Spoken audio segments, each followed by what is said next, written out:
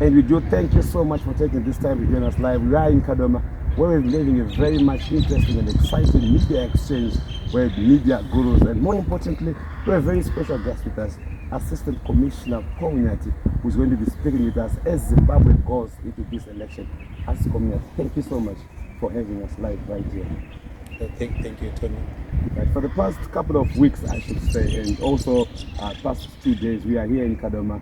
A lot of people have been raising key issues as far as this national election is coming. You play a very key role as the police. How has been the landscape so far?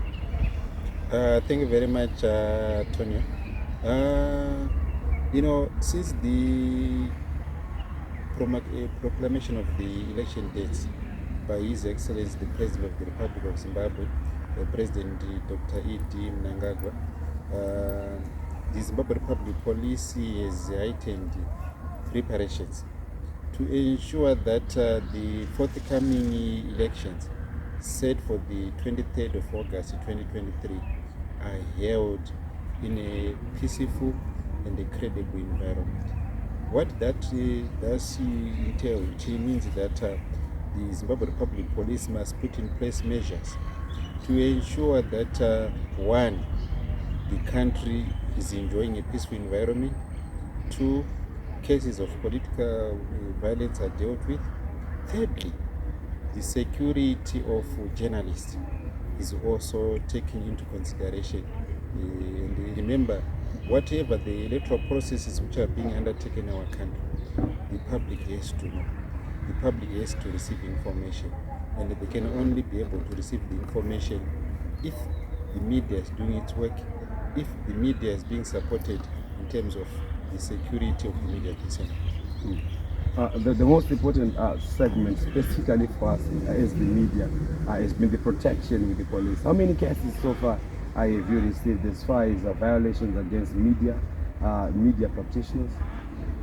Firstly, Tony, I want to applaud the Zimbabwe Media Commission. I want to applaud the various media bodies who include the MAS, the Media Alliance of Zimbabwe, the Media Institute of Southern Africa, the Zimbabwe Union of Journalists, and the parent ministry, the Ministry of Information. Yeah, sure. the parent Ministry of Information, and also the ZOC, the Zimbabwe Online Content Creators. Since January, for the first time in the history of this country, we have had an interactive engagement with police commanders at national level, provincial level, district level, and these media bodies. Why? Because we have realized that at national level, we can't do things alone. We want the ground commanders to be involved and recognize that journalists, they serve one constituency together with the police, that is the people of Zimbabwe, that is the public. And we all need to respect our diversity as we perform our duties. At the end of the day, recognize the profession of each other, and above all, ensure that as journalists do their work, their security is recognized, their security is given due recognition. So basically, this is what we've done since January 2023. And I'm happy to say that the results are being seen. The results are being observed on the ground. However, in the last 2 weeks, Tony, we have had instances. For example, with that incident in Lawai, which occurred on the 17th of July 2023, where Ernestine Ndlovu was allegedly attacked by some youths while he's trying to interview some vendors in Lawai. That case is currently under investigation. Then we had this said case again, which occurred on the 23rd of July 2023, involving Columbus Mavunga, who had his drone in Waterfalls Harare, and then the drone crashed onto the complex or a building of the Islamic Center. There was a scuffle leading to the police being called in. And that case again is now being investigated. But all in all, we have not had major instances to impact on the safety of the journalists. And most of the instances, the 2 instances in actual fact which we have recorded, they don't involve the police. But we are saying, as the election mood heightens, as tensions rise, We don't want the police to relax. We don't want journalists to relax. They must continue to interact. They must continue to engage like what we are doing now, so that the safety of the journalists remains our priority. In the past, we have had many worrying, or should I say, troubling issues where we had clashes between the police and the journalists. Some journalists were even assaulted on camera, some were beaten up, some had exchanges, and there were frictions within the journalists and the police officers. We seem to be having a major change now. What is transformed? What exactly has helped us have this sort of a mutual environment? Have you been speaking to the police officers themselves or what? Because we're not really necessarily seeing these confrontations as we used to see them in the past. Tony, I must first and foremost thank the Commissioner General of Police, who has given us, as the Police Public Relations Department, the authority, the permission to engage the media bodies, to engage the journalists. They are our colleagues. We also have journalists in the police system. And we have realized that for the police to reach out to the public, for the police to get the due recognition in terms of what the police is doing in effecting arrests, in maintaining law and order, we need the support of the media. So that's why we have said all our police commanders at the station level, district level, provincial level must cooperate with the media. Where we've done good, the media must be allowed to applaud us. Where we've gone, maybe wrong, the media should also be allowed to criticize us and criticize us in an objective way. That way, to ensure that our relations, they remain good. And one of the issues which we have got from the media bodies and the journalists, Tony, they've said they have no problem with the commanders. They've got a problem with the junior officers, who, for example, some will say, inini ndapedza zuva ndisina kumborova munhu saka chingondopedzera pajournalist. That's why we are saying we want even the youngsters and their ground commanders to also appreciate the journalists. And we have said, whenever we have rallies, whenever we have got public order situations like demonstrations, we want the ground commanders to also recognize the journalists. We also want to appeal to the journalists to also go and register their presence, not to accredit, but we know that they are accredited by the Zimbabwe Media Commission, but to go and say to the police officers, as you perform your duties, please take note of our presence. And we are also aware that as the elections build up, the Zimbabwe Media Commission is distributing press jackets. These will also assist in terms of the visibility of journalists when they cover these rallies and the demonstrations or public gatherings. Then on the other hand, the engagement which we have had with the media bodies, the online Zimbabwe Online Content Creators, the MISA, MAZ, Zimbabwe Media Commission, they've also shown that all what we've done is important, but for us to also get the necessary results in terms of the safety and security of journalists, we also need to engage the political parties. And I'm happy with the route which has been taken by the Zimbabwe Union of Journalists and their partners to engage the political parties and their commitment to ensure that as journalists cover their rallies, as journalists cover their public gatherings, they are also given the space to perform their duties. Where we caution against allowing proud youths to harass journalists, deny them entry, at the end of the day, we have clashes. So we hope that commitment which we are told has been given by the political parties will certainly be seen on the ground as journalists perform their work. Mm-hmm. I'll jump into the issues of the politics and the political events later on. Before we just do that, one more last time on the justice between journalists, safety of journalists, which has been a major issue. What do we do, Commissioner? Specifically, I'm glad that you also admit this tendency of around the junior police officers or excitable ones who just then beat up journalists while they're doing their work. At times they force them to delete their footage, at times they take away their cameras. What should we do, especially as journalists that are on ground, faced with such a situation while you're doing your job? What should we quickly do under such a circumstance? Tony, due to these engagements, which are being spearheaded by various partners, including the Zimbabwe Media Commission, we are going to avail starting next week. All contact details for district police commanders, contact details for police provincial commanders besides the national level, so that if journalists face challenges, if journalists face hindrances or obstacles in terms of performance of their duties from the police side, they can get in touch with our commanders. And we have also reiterated through the Commissioner General of Police, we have had, besides the movements which we have done with the media bodies, we have also moved throughout the country with the Commissioner General of Police. We concluded our country tours last week in Mashingo, last Friday, and the Commissioner General of Police reiterated that as police officers perform their duties, they must also recognize the rights of the journalists and allow the journalists to perform their duties without any obstacles as articulated in the country's constitution. So that is what we are hoping is going to happen, and we will keep on reiterating through this engagement which we are having now.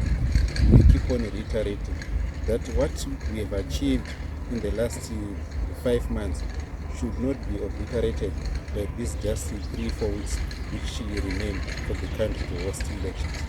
Certainly. One of the very contentious issues is the issue of how the police has been perceived by various political parties. The police has been blamed to be partisan. How do you respond, or how are you dealing with this either allegation or perception that the police is sided specifically on the ruling party? It seems to be more biased towards the ruling party than the other political players. Tony, one thing which I want to tell Zimbabweans and the world in general, policing is not easy. We are policing not a particular section of population, but we are policing Zimbabweans. And as we police Zimbabweans, there is bound to be divergent views. There is bound to be also criticism, because you can't satisfy all the people. But what is important is for the police to remain guided by its constitutional obligations. And in terms of political activities, to be honest, we have arrested suspects across the board. We have committed cases of politically motivated violence. For example, in Murewa North, we've had to arrest people from ZANUPF. In Harare, we've had to arrest even people from CCC. And some of these issues, people will be fighting among themselves. Just imagine, and some issues are exaggerated, but as the police will remain guided by our constitutional mandate. And also, to realize that the police has got an open door policy, where we say when political parties, that we are in the election period, they've got concerns, they are free to engage the officers commanding district, the officers commanding police provinces, and even the Commissioner General of Police, so that they can bring in issues which they feel they need clarity from the police. But one of the challenges which we face, Tony, is that when we try to engage some of these political players, some of them they become rude, they become arrogant. Some of them it's difficult. I remember, 2 weeks ago, when the nominations court had been completed, there were allegations that some political parties were claiming that there was fraud. Some signatures had been forged. And the Commissioner General of Police tasked me to find out from these political players to say, give us specific details so that we can make a follow-up. And they challenge Tony in terms of making a follow-up on the physical location of the political parties, spokespersons, and the administrators. That's why we wanted to get clarity and also conduct investigations with our police station. So those are some of the challenges which we face with the police. I'm also happy to say these are the very same challenges which are faced by the media, as reviewed in our discussions during this interaction, to say, you police are crying that some political players are not cooperating. It is the very same challenge which the media is facing. And then you also have the issue of MOPA, where people think that once they notify, then everything is cast. They can do whatever they are intending to do. Yet in terms of MOPA, there must be a consultative process. Not only the police. What does MOPA say? Enlighten us there. Doesn't MOPA say the political parties should inform the police? Should they seek sanctioning from the police, or they should inform the police? What exactly does the law say? Because this has been a very contentious issue. In terms of Section 7 of the Maintenance of Order and Peace Act, the political parties, through their conveners, have to notify the police if they intend to have a rally or a public gathering. Why? Because the issue of law and order has to be given due recognition.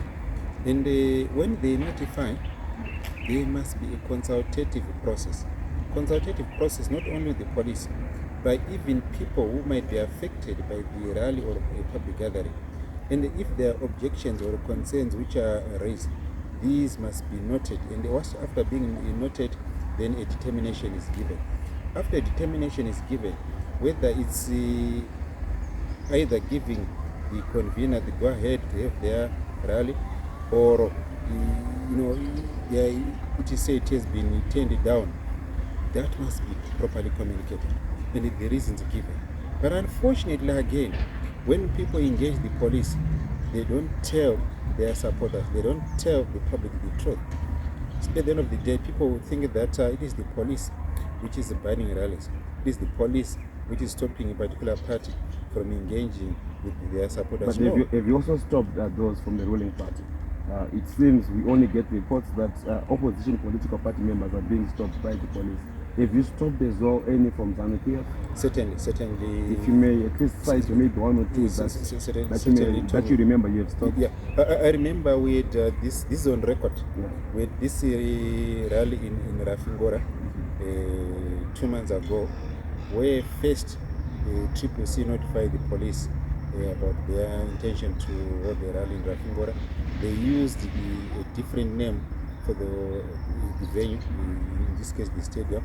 Then ZANUPF, they came in a day or two later. They used another name again for the same venue, for the same stadium, intending to hold their rally. And then when all these notifications have been made to the regulating authority, we then called the parties and we said, which venue do you intend to use? And then we realized that it was the same venue. Then we made it clear to ZANUPF that we are not sanctioning their rally because of those reasons. The CCC was the first to notify, and we allowed CCC to proceed with their rally. And also, I'm happy Tony have raised this issue of notifications. There is the issue of venues. I also want to tell the public that venues are not owned by the police. Venues for political parties to conduct their rallies or public gathering activities are owned by either individuals or local authorities. So what it entails is, before they notify the police about their intention to hold the rallies, this is for security reasons, they must also indicate or produce a formal authority or a permission from the owners of the venue or of the facility to confirm that definitely they've booked this stadium or they've booked this place for their rally. Because why? It assists to prevent clashes. It assists to prevent double booking. It also assists to prevent people who might say, you guys want to have your rally here, I also want to have my wedding at this place. The police have had such situations, Tony. So that's why we also insist that once a notification is given, we plead with the conveners, we plead with the political parties to also cooperate with the police to address whatever challenges might be there in terms of the venue or in terms of the maintenance of law and order. Let's just say, hypothetically speaking, that ZANUPF has a rally where the president wants to address, and community members of a certain community say they are not comfortable, they are not happy. According to MOPA, have you ever had such an issue, or does the police have the power to actually stop a ZANUPF rally where the president is going to be addressing? Tonio, the law is very clear. We are speaking of MOPA.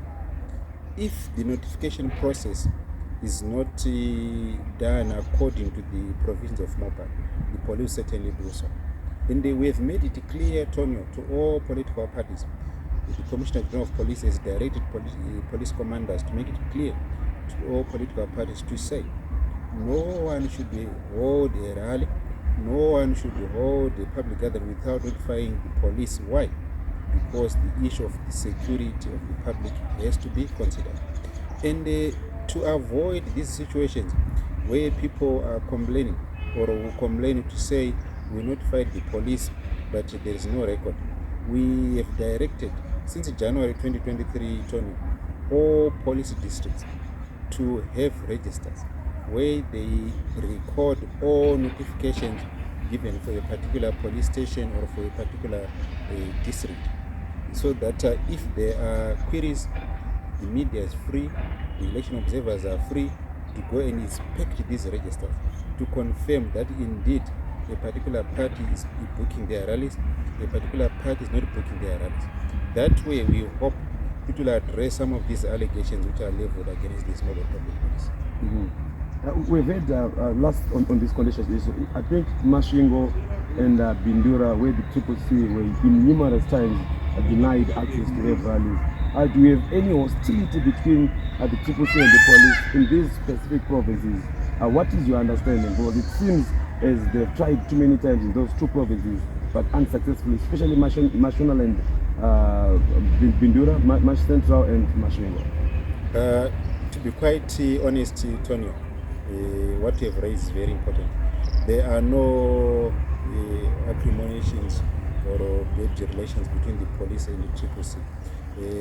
For example, in Mashingo, some of the CCC hierarchy, when they face challenges, they even phone the police, even at national level. They even phone me to say, Nyathi, we've got a challenge on this, how can we address? Then we tell them, go and engage the regulatory authority, go and engage the officer of the district and address those issues.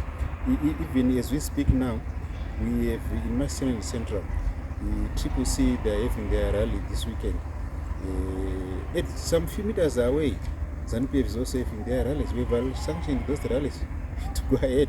But when people talk, they don't want to speak about those rallies to the media or to the public. And then you also have the issue of venues. From that publicized the Stadium rally, it was not the police which told CCC that they did not have a venue. It is the local authority which is even run by CCC councillors, who told them that the Stadium was undergoing renovations and that they could not use it. That's when they were offered a residential stand, which is currently under construction, owned by the mayor, one owned by the mayor and the deputy mayor, one CCC members. But again, there was a challenge in terms of accessibility of the venues. They even tried Mazoe. Again, they were told it was a private premise, they could not use that venue. So this has nothing to do with the police. But unfortunately, the people, they say politics is a dead game. When some of these politicians speak to their supporters, they don't tell the supporters everything that is happening. We had a similar problem last year during the by-elections, where a political player wanted to have a rally. They wanted to use an NRZ facility. They notified the police. The relevant authority gave them the go ahead. And then when they were about to have this rally, the NRZ authorities turned down and said, we can't have a rally here. We own this police, this place. It is not owned by the police. Can you move away? They then made a report to the police. Just imagine. But when the politician went to the media, he did not talk about NRZ. He spoke about the police and said it is the police which stopped them from holding their rally. Again, we have a problem of not telling the truth.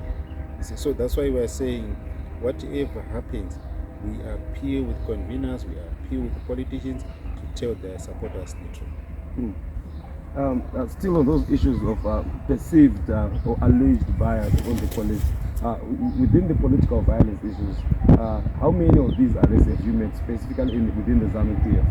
And we usually have skirmishes towards build up of an election, whereby some CCC supporters allege that even if we report violence, we are also arrested even at the moment at the time of reporting certain political violence. That has been done against us as victims. What is your understanding of this case? As far as we are concerned, Tony, we had intra-party violence during the primary elections. Some of the cases were reported to the police. Of course, there were not many. And then as we had the nominations court, after the nominations court, as people started campaigning for the real elections, we've had minor clashes across the board. Some of the cases are being investigated.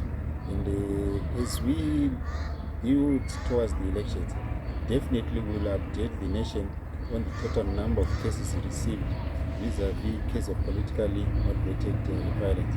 But we also want to reiterate the Commissioner General of Police commitment to Zimbabweans that the Zimbabwe Republic Police will arrest anyone who engages in any form of violence, irrespective of one's political stature, status, or inclination. This is our rallying point, and I want to assure you we will effect the arrest. And we are also happy that even the President of the Republic of Zimbabwe, President Edi Mnangagwa, has also spoken strongly against the issue of political violence. And we also want to appeal to the church, we also want to appeal to other political players to also take a cue and they speak the same language. Because remember, we are all Zimbabweans. There is life after elections. Children have to go to school. The economic activities have to continue. People will need to continue their lives so that they can be able to look after their families. So we don't want all these activities to be affected by political violence. Mm-hmm. Another interesting development, Ascom, when police sanction CCC rallies, they tend to have certain conditions like there should be no toy or marching to the venue or hooting or car rallies. But we seem to be seeing some of these activities numerous times within ZANUPF. Are these conditions specific to a certain political party or what? What really drives such conditions? I think we've seen certain letters to political parties that says, yes, you have a rally, but you can't toy or hoot around. But we seem to be seeing other political parties freely doing this. What is the rationale there? You know, in terms of MOPA, Tonio, notifications are handled at the local level by regulating authorities, who in this case are officer commanding police districts. They assess the security conditions and then come up with the final determination. And that's why we are saying the notification and the consultative process are not in their entirety the alpha and the omega.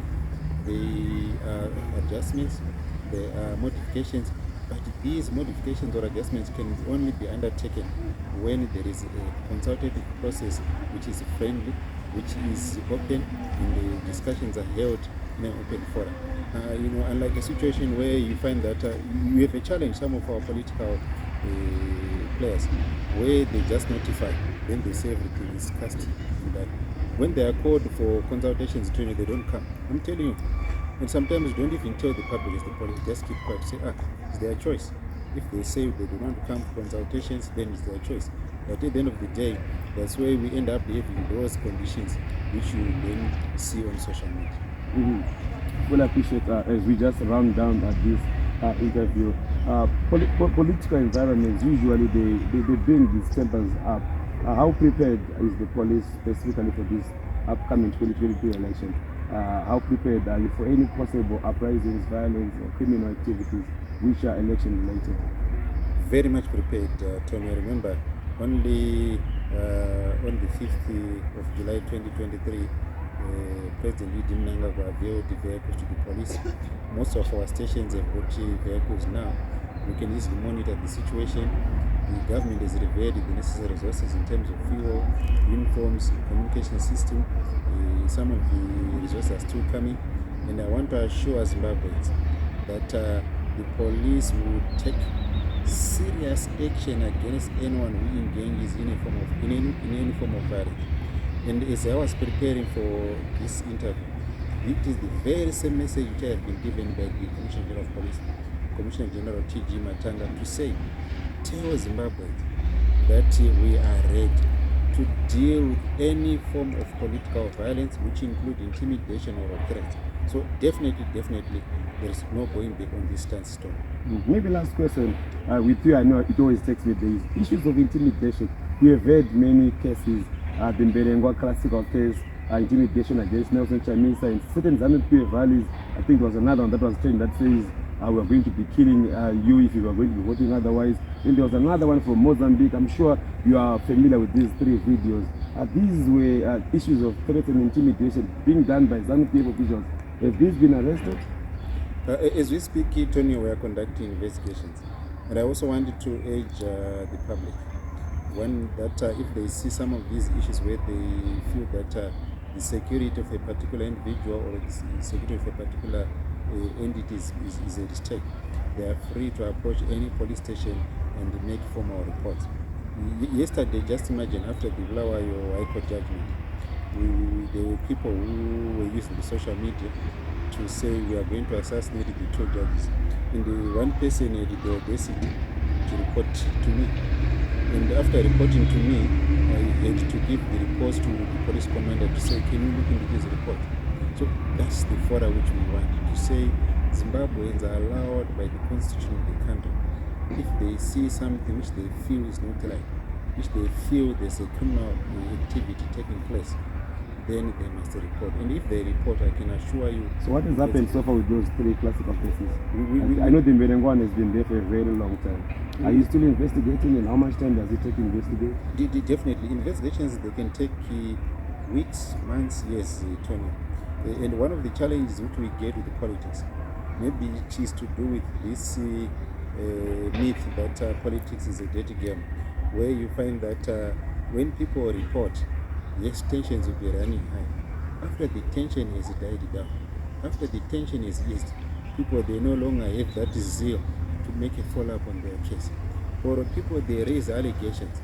And then when you say, can you avail us the exhibit, can we go to the scene so that we can do an inspection local? We have a challenge because people will start to say, this and that, I'm busy, the key person or witness lost around. It also affects the rhythm of investigations. But I was asking on the update of those classical 3 cases, where are we right now as the police, as far as those cases are concerned? I will make a follow-up with the police commanders next week, and they'll definitely give you feedback. Because as we speak, there are several cases which we are investigating, and as the election hit items, definitely some reports will be made, genuine reports for that matter, and also executive report. So definitely, I promise, in the next week or so, I will come back on this forum with an update on politically motivated cases reported across the board. Final words to our various citizens there, Zimbabweans watching, as we go to this election. Zimbabweans, we are one. Zimbabweans should remain peaceful and ensure that whatever activity is undertaken, whether it's politics or not, it is conducted in a peaceful manner. We must also, recognize that people have got the right to air their diverse opinion, and people should be allowed to exercise their right. And above all, the issue of tolerance, Tony. We must have tolerance over other people's views. No one should be persecuted.